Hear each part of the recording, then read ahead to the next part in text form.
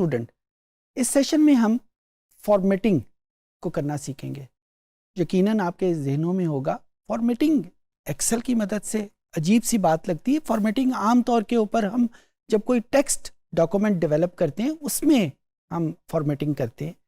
Excel में तो हम टेक्स्ट बेस्ड एनालिसिस भी नहीं करते, टेक्स्ट यूज़ भी नहीं करते, तो फिर फॉर्मेटिंग कहाँ से आ गई? जी, नंबर्स को यूज़ करते हुए, नंबर्स के ऊपर कोई क्राइटेरिया डेवलप करते हुए वो फॉर्मेटिंग कैसे की जाए। जैसे हम ये चाहें कि जब हमारे पास कोई सीरीज या सीक्वेंस एक कॉलम में लिखा हुआ आए तो उसमें जो अबव एवरेज नंबर हैं वो सारे के सारे येलो कलर के लिखे जाए, या हम ये चाहें जो 10% से कम नंबर्स हैं वो सारे के सारे रेड कलर में आ जाए, या कोई ग्राफ उन नंबर की बेस के ऊपर ऑटोमेटिकली डेवलप हो जाए। ये सारी वो फॉर्मेटिंग है जो हम एक्सेल में नंबर्स को यूज करते हुए, नंबर को बेस बनाते हुए हम डेवलप करते हैं। इस सेशन में हम फोकस करेंगे कि एक्सेल में हम वो कंडीशनल फॉर्मेटिंग कैसे करेंगे। ये यूनिक फीचर है जो इस वक्त तक माइक्रोसॉफ्ट एक्सेल में ही मौजूद है। गूगल शीट में भी ये फंक्शन मौजूद है, लेकिन वहाँ पे ये इस कदर पावरफुल नहीं है। यहाँ माइक्रोसॉफ्ट एक्सेल में ये बहुत पावरफुल फंक्शन के तौर पे मौजूद है। हम कंप्यूटर पे जब एग्जांपल की मदद से इसको करेंगे तो आपको ये खुद फील होगा ये किस कदर यूजफुल, किस कदर पावरफुल फंक्शन है। जी, आइए कंप्यूटर पे चलते हैं और देखते हैं कि हम कंडीशनल फॉर्मेटिंग कैसे करेंगे। जी स्टूडेंट्स, सो अब हम ये जो टोटल मार्क्स हैं हमारे पास उन स्टूडेंट्स के, अब मेरी रिक्वायरमेंट ये है कि मैं इसको फॉर्मेटिंग करना चाहता हूँ। तो बजाय मैं बोल के आपको समझाऊं, मैं एक मरतबा आपको करके दिखा देता हूं कि ये कंडीशनल फॉर्मेटिंग करती क्या है। अच्छा, ये मेरे पास फाइल का मेन्यू मौजूद है और इसमें मेरे पास एक बटन कंडीशनल फॉर्मेटिंग का मौजूद है। इस बटन को मैं क्लिक करूंगा, ये मुझे कुछ ऑप्शन प्रोवाइड कर रहा है। मैं बारी बारी इन ऑप्शन को यूज़ करता हूँ। लेट्स से मैं हाईलाइट सेल रूल्स को क्लिक करता हूँ। अच्छा, इसके अंदर बहुत सारी ऑप्शन और भी हैं। मैं इस वक्त लेट्स से पहली ऑप्शन को क्लिक करता हूँ, ग्रेटर देन को बटन को प्रेस किया। अब ये मुझे पूछ रहा है कि format cell that are greater than what. मैं कहता हूँ लेट्स से 21 इस पे किया, तो इसने उन वैल्यूज़ को, जो वैल्यूज़ 21 से ज़्यादा थी, उन तमाम वैल्यूज़ को देखें उसने कलर कर दिया। कौन सा कलर किया? जो यहाँ पे मैंने उसको स्पेसिफाई किया था। तो बेसिकली कंडीशनल फॉर्मेटिंग ने उसको इंस्ट्रक्ट किया कि 21 से ज़्यादा जो भी वैल्यू थी उन सबको कलर कर दे। अच्छा, मुझे इसका फ़ायदा क्या हो रहा है? मुझे उसका फ़ायदा ये हो रहा है कि मुझे नंबर देखने के लिए कि किसके नंबर ज़्यादा हैं या कम हैं किसी से, मुझे कोई नंबर को बारी बारी पढ़ना नहीं पड़ा। मैंने सिर्फ उसका कलर देखा और मुझे पता चल गया कि अच्छा ये वो नंबर्स हैं जो 21 से ज़्यादा हैं।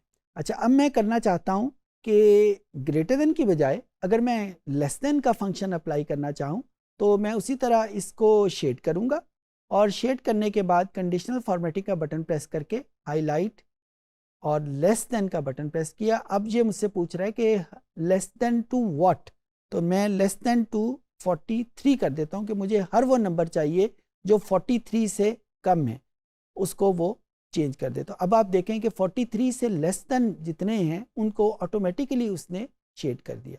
अच्छा, ये अगर सुर्ख रंग पसंद नहीं है तो हम इसको चेंज भी कर सकते हैं। हम इसको हाईलाइट किया और यहाँ पे लेस देन क्लिक किया और ये मेरे पास एक बहुत बड़ी ऑप्शन मौजूद है। कुछ चीज़ें उसने बना के मुझे दे दी हैं और ये कस्टम फॉर्मेटिंग भी मेरे पास मौजूद है। इस कस्टम फॉर्मेटिंग में मैं उसका फॉन्ट भी चेंज कर सकता हूँ, मैं उस सेल का बॉर्डर भी चेंज कर सकता हूँ, उसका फिल कलर भी चेंज कर सकता हूँ। यानी sky is the limit, whatever you want to do with the formatting you can do that, and it depends on choice कि आपको किस कलर, जो कलर ज़्यादा पसंद है उस कलर, या जो कलर आपकी रिक्वायरमेंट का है उस कलर के साथ इसको यूज़ कर सकते हैं।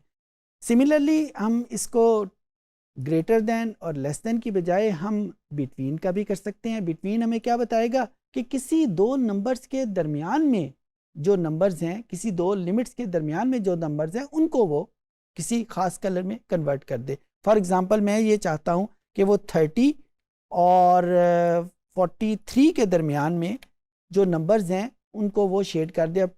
इन दो लिमिट्स के दरमियान में सिर्फ एक नंबर आ रहा है जिसको उसने शेड कर दिया। सो यहाँ पे ये एक बहुत अच्छी हमारे पास फैसिलिटी है कि जिसको यूज़ करते हुए हम अपने डेटा में किसी ख़ास तरीके से कलरिंग कर सकते हैं। अच्छा, कलरिंग के अलावा हमारे पास कुछ और ऑप्शन भी मौजूद है। वो क्या ऑप्शन मौजूद हैं? कंडीशनल फॉर्मेटिंग में डेटा बार्स। डेटा बार्स हमारे पास हमें क्या बताती हैं कि यहाँ पे इसने फर्स्ट इसमें क्लिक किया तो अब आप देख रहे हैं कि इसने ऑटोमेटिकली इसकी मैग्नीट्यूड के हिसाब से यहाँ पे बार ग्राफ ऑटोमेटिकली हर सेल में कन्वर्ट कर दिया।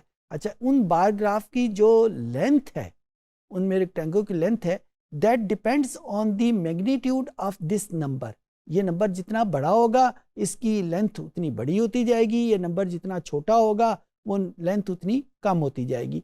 अच्छा, अब यहाँ पे ये जो बार ग्राफ है ये प्रेजेंटेशन में एक बड़ी खूबसूरत इमेज हमें प्रोवाइड करता है कि जिससे हम जो नंबर्स को पढ़ना और तस्वीर को पढ़ना ये दो अलहदा चीज़ें आ जाती हैं। यही चीज़ हम डेटा आइटम्स, अगर ब्लू कलर पसंद नहीं है तो हम इसको रेड कलर का इसको कर सकते हैं। इसको पहले शेड किया, फिर उसके बाद हम इसको रेड कलर में इसको कर लिया। अगर ये बार्स हमें अच्छी नहीं लग रही तो हम इसके अलावा यहाँ पे ये हार्ड कलर की बार्स भी यहाँ पे डेवलप कर सकते हैं। यानी डिपेंड करता है चॉइस के ऊपर, क्योंकि ये विजुअलाइजेशन है और विजुअलाइजेशन का आपको पता है कि हर बंदे की चॉइस, हर बंदे को जो चीज़ अच्छी लगती है, जो चीज़ बुरी लगती है वो डिफरेंट है। तो यहाँ पे हमें एक्सेल कुछ ऑप्शंस प्रोवाइड करती है। अच्छा, इसके साथ साथ हम इसी बार्स को हम स्केलिंग भी कर सकते हैं, कलर स्केल भी कर सकते हैं। इसको टेक्निकल ज़बान में हीट मैप कहते हैं। यानी मैग्नीट्यूड जितनी ज़्यादा होती जाएगी उतनी उसकी जो कलर की इंटेंसिटी है कम होती जाती है। यहाँ पे जो लोअर नंबर हैं उनकी इंटेंसिटी उसने रेड कलर से की हुई है, और जो कलर जो है वो नंबर जो बढ़ता जाता है उसकी इंटेंसिटी कम होती जाती है। तो आपने देखा यहाँ पे मैंने दो किस्म की विजुअलाइजेशन सुपर इम्पोज एक दूसरे के ऊपर हमने रखी हैं कि इसमें ग्राफ भी आ रहा है और इसमें स्केलिंग भी आ रही है। अगर मैं इनमें से कोई एक करना चाहूँ तो इसको मैं पहले ज़ीरो पे ले आऊँ, यानी विजुअलाइजेशन सारी ख़त्म की, इसको स्केल किया और फिर उसके बाद कलर स्केल में कोई भी इसमें विजुअलाइज की तो यहाँ पे ये वही स्केल मेरे पास अलहदा होके आ गया। अगर ये कलर स्कीम अच्छी नहीं लग रही तो यहाँ पे मैं किसी दूसरी किस्म की कलर स्कीम भी कर सकता हूँ, और ये मेरे पास एक्सेल मुझे कुछ ऑप्शन यहाँ पे प्रोवाइड करती है मुख्तलिफ कलर्स के हवाले से।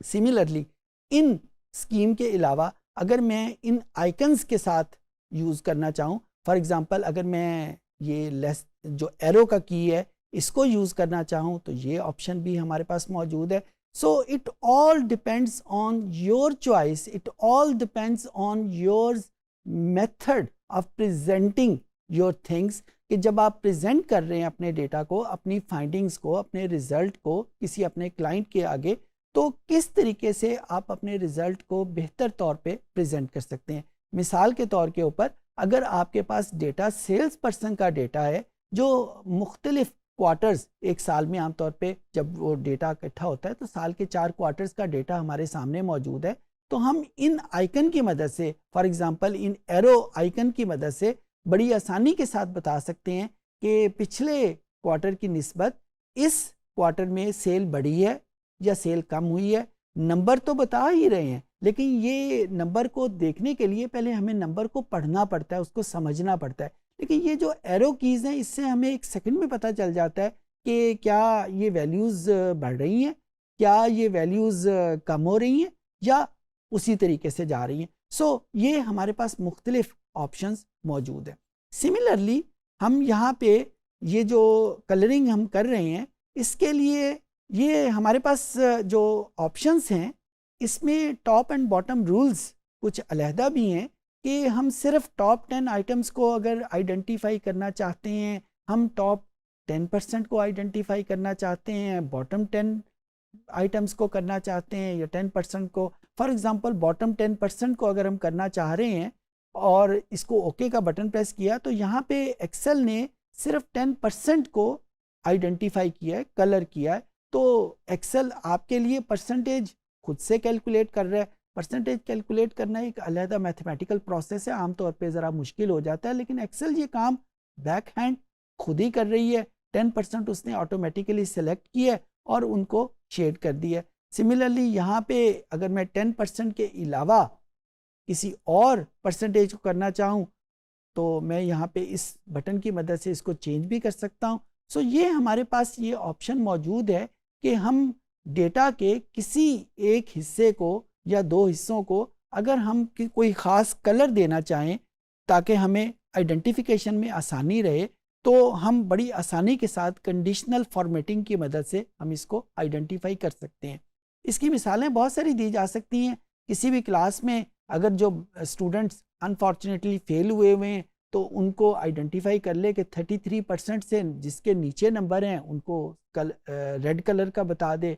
सिमिलरली अगर हम आइडेंटिफाई करना चाहते हैं कि A+ ग्रेड किन का है तो हम उनको उस तरीके से आइडेंटिफाई करवा सकते हैं। हम सेल का डेटे को बड़ी आसानी के साथ कर सकते हैं कि किसी सेल पर्सन की अगर किसी एक क्वार्टर में जो उसने सेल की है किसी ख़ास थ्रेशोल्ड वैल्यू से ज़्यादा है तो उसको आइडेंटिफाई कर ले, या मुख्तलिफ जहाँ पे भी हमने किसी क्राइटेरिया के मुताबिक नंबर्स को शेड करना हो, आइडेंटिफाई करना हो, तो हम एक्सेल को यूज़ करते हुए, कंडीशनल फॉर्मेटिंग के बटन को यूज़ करते हुए हम इसको कर सकते हैं। प्राइमरीली ये डेटा में नंबर्स और विजुअलाइजेशन साथ साथ हो रही हैं। तो यहाँ पे जो फॉर्मेटिंग जो स्पेसिफिक थी किसी टेक्स्ट के साथ वो साथ मिल गई है नंबर्स के। उम्मीद है कि ये चीज़ें आपको समझ आ गई होंगी। सो स्टूडेंट, इस सेशन में हमने देखा कि एक्सेल को यूज़ करते हुए हम फॉर्मेटिंग, जिसको हम टेक्निकली ज़ुबान में कंडीशनल फॉर्मेटिंग यानी किसी कंडीशन के ऊपर बेस करते हुए फॉर्मेटिंग कैसे करेंगे। प्राइमरीली ये फॉर्मेटिंग जो है वो कलर के ऊपर बेस करती है, लेकिन हम इनको कलर की बजाय किसी ग्राफ के ऊपर भी कर सकते हैं, कोई आइकन सेट भी डेवलप कर सकते हैं, जिस तरह हमने मुख्तलिफ एग्जाम्पल में देखा। It's a very powerful function, it's a very useful technique, और उम्मीद करता हूँ कि आपको ये चीज़ें समझ आ गई होंगी।